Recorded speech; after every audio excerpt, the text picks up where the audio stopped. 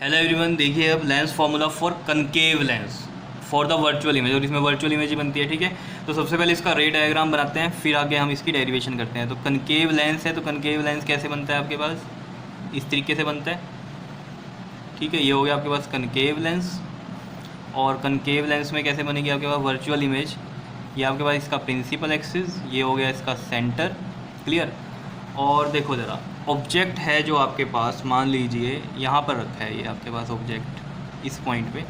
ठीक है, और यहाँ पर मान लीजिए इसमें फोकल लेंथ आपके पास इसकी नेगेटिव में होती है, तो फोकल लेंथ इस साइड बना देते हैं हम इसकी। ठीक, ये हो गई आपके पास इसकी फोकस, तो ये सी से डिस्टेंस कितना हो गया, एफ तक का फोकल लेंथ। क्लियर है। अब देखो ज़रा, इसमें ये एक तो आपको पता है डाइवर्जिंग लेंस होता है। ठीक है, तो देखो इसमें किस तरीके से बनाएंगे हम। ये अगर पैरेलल गई है एक रे, ठीक है, तो ऑब्वियस सी बात है ये क्या होगी, डाइवर्ज होगी। और डाइवर्ज होगी अगर हमारे पास, तो बैक ट्रेस जब हम करेंगे तो वो फोकस पे मीट होनी चाहिए। तो हम इसको बनाने का तरीका मैंने आपको क्लास 10th में भी बताया था। तो हम क्या करेंगे, इसको पहले बैक ट्रेस कर देंगे ताकि ये हमारी मीट हो जाए। ठीक है, और फिर यहाँ से हम इसको क्या कर सकते हैं, इस तरीके से डाइवर्ज कर सकते हैं। क्या इतनी बात क्लियर है या नहीं है? ठीक है, तो ये डाइवर्ज होगी, तो वैसे तो क्या है, ऐसे रे आई और ये क्या हो गई, डाइवर्ज हो गई, और हमने बैक ट्रेस किया तो ये कहाँ पर मीट करनी चाहिए थी, फोकस पे। क्या इतनी बात क्लियर है या नहीं है? ठीक है, दूसरी रे हम निकाल देते हैं इसके सेंटर से, और सेंटर से अगर हम रे निकाल लेंगे तो ये कैसे पास कर जाएगी, यहाँ से बिल्कुल स्ट्रेट पास कर जाएगी। क्या इतनी बात क्लियर है या नहीं है? और ये यहाँ जहाँ पर ये मीट करती है इस पर, तो ये वाला क्या आ गया हमारे पास, इमेज। और अगर ये हमारे पास है ए बी, तो ये क्या बन जाएगी, ए डैश बी डैश। क्या इतनी बात क्लियर है या नहीं है, बताओ। और ये वाला पॉइंट हम डी कंसीडर कर लेते हैं यहाँ पर, और ये सी डी एक लाइन हो गई। ठीक है, तो अब बिल्कुल सेम वैसे ही अगर आपके पास रे डायग्राम बन गया तो आप कर सकते हो इसकी डेरिवेशन। क्लियर।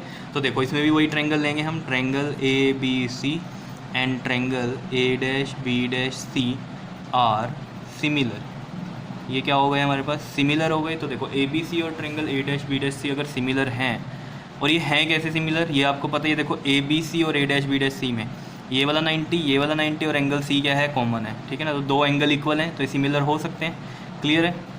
तो इनकी कॉरस्पॉन्डिंग साइड्स की रेशो भी क्या होगी, इक्वल होगी। तो कॉरस्पॉन्डिंग साइड्स की रेशो हम कैसे लिखते हैं, ए बी अपॉन में A dash B dash is equal to में लिखेंगे हम इसमें, ये ए बी सी है ना आपके पास, ये बी सी अपॉन में बी डैश सी। ये हो गई first equation. Now similarly triangle कौन सा लेते हैं अब इसमें, C D F and triangle A dash B dash F, these are also similar. कैसे, देखो सी डी एफ और A dash B dash F, ये वाला। ठीक है, तो इसमें देखो ये 90 डिग्री है, ये भी 90 डिग्री है, और एंगल एफ कॉमन आ रहा है। समझ रहे हो, एक तो ट्रायंगल ये हो गया सी डी एफ वाला, और एक ही छोटा सा ए डैश बी डैश एफ वाला, तो इनमें एफ तो कॉमन ही आ रहा है ना। समझ रहे हो मेरी बात को? ठीक है, और ये सी वाला और बी डैश पे जो एंगल बन रहा है ये 90 डिग्री है, ये भी इक्वल है। तो बाय ए क्राइटेरिया ये भी सिमिलर है, तो इस वजह से इनकी भी कॉरस्पॉन्डिंग साइड्स की जो रेशो होगी वो क्या होगी, इक्वल होगी। ठीक है ना, पढ़ा है ये आपने क्लास 10th में, मैथमेटिक्स में है ये चैप्टर 6 में। ठीक है, प्रॉपर्टी तो नहीं पता तो मैंने आपको बता ही दी है। क्लियर। तो इसमें भी हम कैसे लिखेंगे, देखो इसके लिए सी डी अपॉन में A dash B dash is equal to में, देखो ये सी डी अपॉन में ए डैश बी डैश हो गया, और सी एफ ये है आपके पास, सी डी एफ ट्रायंगल की एक साइड सी एफ, और A dash B dash F triangle की ये वाली बी डैश एफ लेंगे यहाँ पर। क्लियर है इतनी बार? ठीक, बताओ इसमें कोई प्रॉब्लम है तो। और ये भी आपको पता है कि यहाँ जो सी डी है आपके पास, ये किसके इक्वल है, दिस ए बी के, ये वाली ए बी सी डी के इक्वल है। तो ऑब्वियस सी बात है, ये क्या लिख देंगे हम इसको, सी डी को ए बी अपॉन में A dash B dash is equal to में सी एफ अपॉन में बी डैश एफ। तो ये आ गई आपके पास सेकंड इक्वेशन। ठीक है, और यहाँ से क्या करेंगे हम, फर्स्ट एंड सेकंड को इक्वेट करेंगे। तो यहाँ से आपको दिख रहा होगा कि लेफ्ट हैंड साइड इक्वल है, तो इनकी राइट हैंड साइड भी इक्वल होगी फर्स्ट और सेकंड की।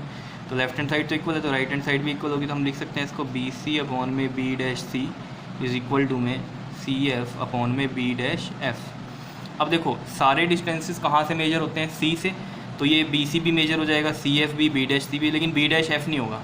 तो बी डैश एफ कैसे करेंगे हम, देखो ज़रा यहाँ पर बी डैश एफ, ये दिख रहा है आपको, बी डैश एफ है। तो हम इसको कैसे लिख सकते हैं बी डैश एफ को, देखो अगर मैं सी से एफ का डिस्टेंस लूँ और ये बी डैश सी वाला, तो सी एफ माइनस में बी डैश सी करूँगा तो बी डैश एफ नहीं आ जाएगा।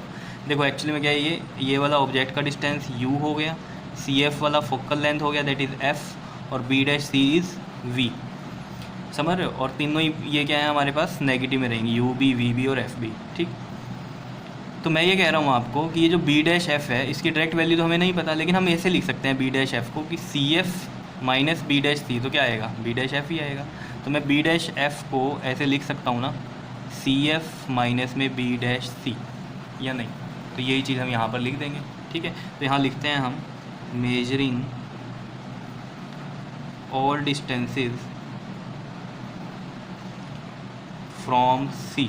तो देखो बी सी अपॉन में बी डैश सी हो गया, और ये सी एफ और बी डैश एफ को क्या लिख सकता हूँ मैं, सी एफ माइनस में बी डैश सी। क्या इतनी बात क्लियर है या नहीं? बी डैश एफ को लिख सकते हैं। अब इनके डिस्टेंसेस लिख दो। बी सी को हम क्या लिख सकते हैं, ऑब्जेक्ट का डिस्टेंस है दैट इज़ यू, और ये माइनस में रहेगा तो माइनस का यू। बी डैश सी क्या है आपके पास, इमेज का डिस्टेंस, और ये वी है तो ये माइनस का वी रहेगा क्योंकि लेफ्ट हैंड साइड है सब कुछ। सी एफ क्या है, फोकल लेंथ, और ये एफ है माइनस का एफ आएगा। C F again focal length है माइनस की आएगी, और माइनस, और B dash C is V, और ये माइनस का है तो माइनस का वी हम इस तरीके से लिखेंगे क्योंकि ये सब कुछ क्या है, लेफ्ट हैंड साइड में है। क्या इतनी बात क्लियर है या नहीं है? अब यहाँ से देखो ये माइनस से माइनस कट गया, ये u अपॉन में v आ गया, माइनस का f अपॉन में माइनस का f, माइनस माइनस ये प्लस, और ये v आ गया, ठीक है। इनको मल्टीप्लाई करो ज़रा, ये कितना आ जाएगा इधर, माइनस का u f, या ऐसे कर लो, देखो u यहीं रखा रहने दो, और ये वाला ऐसे लिख दो, माइनस का f प्लस का v, और ये minus f multiply by v क्या आ जाएगा, माइनस का वी एफ। क्लियर दिख रहा है? और इसको करो मल्टीप्लाई, अब माइनस का यू एफ आ गया, ये प्लस का ये यू वी आ गया, अंदर मल्टीप्लाई कर रहा हूँ जब मैं, और ये माइनस का वी एफ आ गया। अब इस पूरी इक्वेशन को हम किससे करेंगे डिवाइड, यू वी एफ से, ताकि हमारे पास लेंस फॉर्मूला आए। तो देखो ये स्टेप याद रखना है कि इसको डिवाइड करना है यू वी एफ से, ठीक है। तो ये जो लास्ट में आई है इक्वेशन मैं यहाँ पर लिख देता हूँ पहले, माइनस का यू एफ प्लस का U V is equal to में माइनस का वी एफ, यही है। यहाँ लिख देता हूँ मैं dividing whole equation by U V F से करो डिवाइड, माइनस का यू एफ। अब ये समझ में आ रहा होगा, अगर एक डेरिवेशन समझ में आ गई तो तीनों सेम ही है, सिर्फ चेंज क्या है इनके, रे डायग्राम चेंज है, ठीक है। तो माइनस का यू एफ अपॉन में यू वी एफ, और रे डायग्राम भी इजी है, कोई मुश्किल तो है नहीं, या है? तो अगर जिसको मुश्किल लग रहा है ना वो एक बार क्लास 10th की वीडियोस देख लो जाकर, ठीक है ना, तो बहुत ज़्यादा क्लियर रहेंगे कंसेप्ट। अब देखो ये यू एफ है, ये यू एफ नीचे वाले यू एफ से कैंसिल, ये यू वी यहाँ यू वी कैंसिल, ये वी एफ इससे कैंसिल। तो यहाँ पर बचा क्या आपके पास, ये बच गया आपके पास माइनस का 1/v प्लस का 1/f, और ये बन गया आपके पास ये माइनस का 1/u, ये बचा। तो 1/f यहीं पर रहने दो, और ये 1/v इधर जाके प्लस का 1/v बन गया क्योंकि माइनस का है ये, ठीक है। और ये माइनस का 1/u तो यहाँ पर है ही, और ये आ गया आपके पास लेंस फार्मूला। तो आपने देखा होगा तीनों डेरिवेशन में यही फॉर्मूला बनता है, that is 1/f is equal to में 1/v माइनस 1/u। ये है आपके पास लेंस फार्मूला। क्या इतनी बात क्लियर है या नहीं है? ठीक है। तो ये डेरिवेशन अच्छे से कर लेना तीनों की तीनों, ठीक है, बहुत इंपॉर्टेंट है ये, और बहुत ईजी भी है, कोई मुश्किल तो है नहीं, ठीक है। ओके जी, थैंक यू।